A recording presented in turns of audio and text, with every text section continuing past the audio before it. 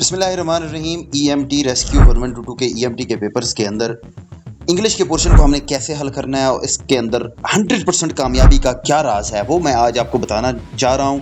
अगर आप इस वीडियो को आखिर तक देख लेते हैं तो इंग्लिश वाला जो 10% आपका 10 नंबर्स का पोर्शन है उसकी मैं आपको गारंटी देता हूं वो आपका ईजिली तरीके से पास हो जाएगा। उस 10 नंबर के आपके जो नंबर हैं, मार्क्स हैं, वो 100% आपके पक्के हो जाएंगे। तो इसके लिए हमने ये एक तरतीब रखी हुई है कि भाई वो 10 जो क्वेश्चन पूछते हैं इंग्लिश के, उसके अंदर वो कौन सी 5 चीज़ें पूछी जाती हैं जिनके 2-2 3-3 क्वेश्चन करके उसके अंदर ऐड होते हैं। वो सारी 5 की 5 चीज़ों के कंसेप्ट जो है, मैंने बेसिक कंसेप्ट आपके अभी इसी वीडियो के अंदर क्लियर कर देने हैं। लेकिन ईएमटी की प्रिपरेशन के हवाले से हमने एक सीरीज बनाई हुई है जिसके अंदर 34 वीडियोस हम अपलोड कर चुके हैं अपने इसी channel Akmal survival skill and rescue training के ऊपर।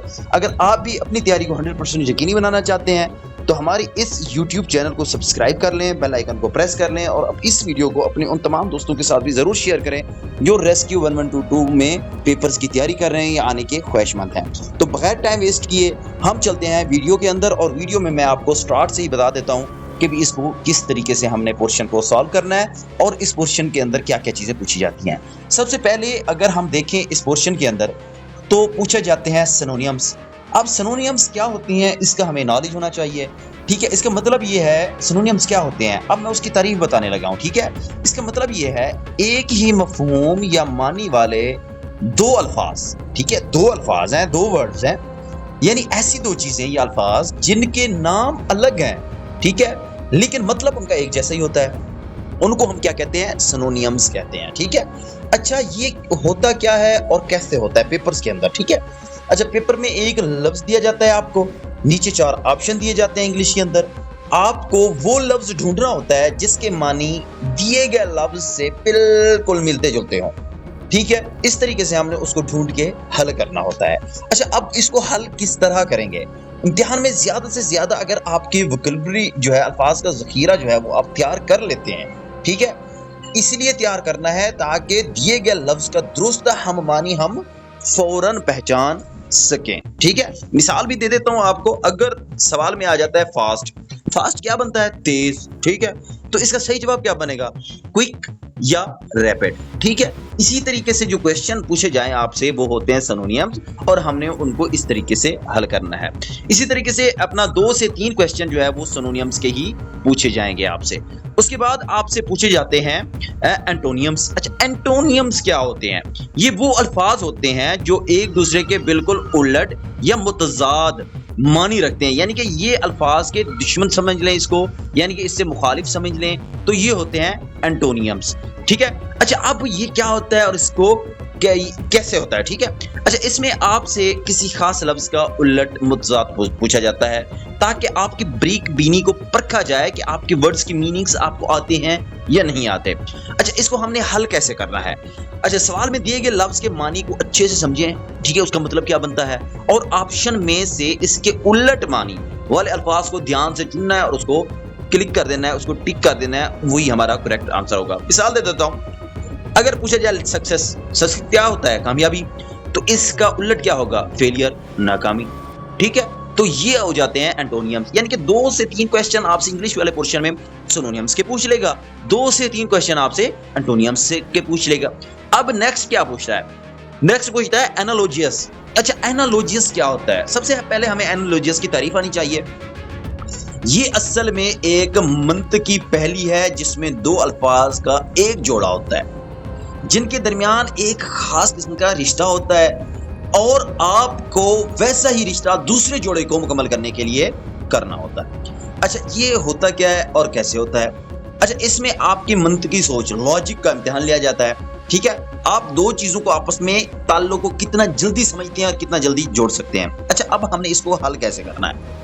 सबसे पहले जोड़े के दरमियान का ताल्लुक यानी कि रिलेशनशिप गौर से तलाश करें, मसलन काम करने वाला और काम करने वाली उसकी जगह की तलाश करने, ठीक है। फिर बिल्कुल वही रिश्ता दूसरे जोड़े पर लागू करें। मिसाल के तौर पर हॉस्पिटल है, दिया हुआ है हॉस्पिटल, उसका ताल्लुक किसके साथ होता है, डॉक्टर के साथ, ठीक है।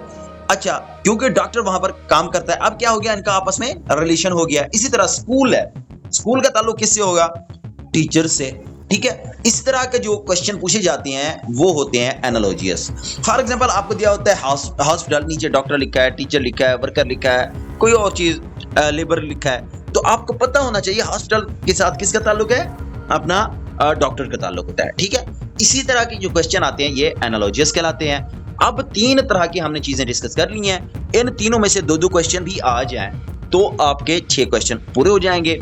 और इसी तरीके से एक और चीज भी मोस्टली पूछी जाती है, वो होती है हमारी ग्रामर, हमारे कवायद, ठीक है। ग्रामर क्या है, हमारे कवायद क्या है? ग्रामर अंग्रेजी जबान का कानून है, ठीक है, बिल्कुल वैसा ही कानून है जैसे सड़क पर ट्रैफिक के कानून होते हैं, रूल्स होते हैं, ठीक है, इंग्लिश के भी रूल्स होते हैं। अच्छा, ये होता क्या है और कैसे होता है, ये हमें बताती है कि जुमला किस तरह बनेगा। ग्रामर हमें क्या बताती है कि हमारा जुमला हमने किस तरह बनाना है, ठीक है, कौन सा फेल वर्ब कहाँ लगेगा, कौन सा जमाना टेंस कहाँ यूज होगा, ठीक है। इसका मकसद मेन होता है जुमला साजी की दुरुस्तगी को परखना कि हमें जुमला बनाना आता है या नहीं आता। अब इसको हल कैसे करना है? बुनियादी ग्रामर के उसूलों और फिक्रों की बनावट जो है, सेंटेंस जो स्ट्रक्चर है, अच्छे से तैयार करें, उनकी अपना प्रैक्टिस करें ताकि जुमले की गलती को फौरन पकड़ सकें। मिसाल दे देता हूँ, फिक्रे में ही गोज की जगह ही गो लिखा हुआ आ जाता है। एक फिक्र है जिसके अंदर लगता है ही गोज, ठीक है, और वहां पर उसने लिख दिया ही गो, तो वो मिस्टेक कर रहा है, गलती कर रहा है। तो नीचे उसने 4 ऑप्शन दिए हैं, तो हमें पता होना चाहिए कि यहाँ पर क्या मिस्टेक कर रहे हैं, हमें वहां से ऑप्शन निकालना है और वहां पर पुट करना है, ठीक है। तो ये जो हमारी ग्रामर की दुरुस्तगी हो गई, इससे भी रिलेटेड 1-2 क्वेश्चन आपसे पूछ ही लेता है। और नेक्स्ट एंड लास्ट के अंदर आपसे पूछता है मिसलिनियस। अच्छा, मिसलिनियस क्या होते हैं? मुतफर्रिकात, मुतफर्रिक। अच्छा, क्या होते हैं? इसकी तारीफ को अगर हम देखें, ये वो हिस्सा है जो उम्मीदवारों की अमूमी सोच बोझ और रोजमर्रा की अंग्रेजी फाहम को चेक करता है, ठीक है। ये क्या होता है और कैसे होता है? इसमें कोई एक फिक्स कानून नहीं होता, बल्कि इसमें मखलूत चीजें शामिल होती हैं, जैसे स्पेलिंग की गलती, ज़र्ब और मिसल, अच्छा, रोजमर्रा के आम जुमले, ठीक है, तो ये सारी चीजें होती हैं। अच्छा, इसमें मोस्टली वो स्पेलिंग की गलती वाले सेंटेंस दे देता है, हमने कोई वर्ड दे देता है और नीचे वो 4 चीजें लिख देता है और कह देता है इनमें से करेक्ट आंसर बताओ कि किसकी स्पेलिंग ठीक है। इसी तरीके से अब इसको हल कैसे करना है? इस पोर्शन को अल्फाज के हिज्जे स्पेलिंग्स की बारीकी पर ध्यान देना है हमने, और आम रोजमर्रा के मुहावरात और जुमलों की प्रैक्टिस करनी है, तभी जाकर हमारा ये पोर्शन हल होगा। मिसाल दे देता हूँ, किसी लफ्ज के 4 मुख्तलिफ हिज्जे दिए होते हैं, ठीक है, और पूछा जाएगा इनमें से कौन सा हिज्जा दुरुस्त है, ठीक है। अब मैं दे देता हूँ अपना नाम, मेरा नाम है अकमल, AKMAL। अब वो यहाँ पर AKAMEL लिख देगा, AKACMAL लिख देगा, इसी तरीके से वो डिफरेंट कर देगा और एक इसमें करेक्ट आंसर भी होगा AKMAL, ठीक है। तो आपने फौरन ही अपना करेक्ट आंसर देखना है जिसके स्पेलिंग ठीक है, तभी जाकर आप उसके ऊपर क्लिक करेंगे, देन आपका ये ठीक हो जाएगा। और ये 10 नंबर का जो इंग्लिश का पोर्शन होता है, इसके अंदर इसी तरह के क्वेश्चन किए जाते हैं और इसी तरीके से इन्हीं चारों चीजें जो आज मैंने आपको बताई हैं, इन्हीं में से 2-2 3-3 करके क्वेश्चन पूछ लेता है और 10 क्वेश्चन पूछता है। और ये चारों चीजें अगर आप अच्छे तरीके से समझ लेते हैं और इनको अच्छे तरीके से देख लेते हैं, देन आपके ये 10 नंबर की इंग्लिश सबसे मुश्किल पोर्शन EMT के पेपर्स के अंदर इंग्लिश वाला होता है और ये आपका सॉल्व आउट हो जाएगा। तो इस तरह की वीडियोस देखने के लिए आपने क्या करना है, हमारे चैनल पे जुड़े रहना है और इस वीडियो को अपने उन तमाम दोस्तों के साथ शेयर करना है। मिलते हैं अपनी अगली वीडियो में, तब तक के लिए अल्लाह हाफिज।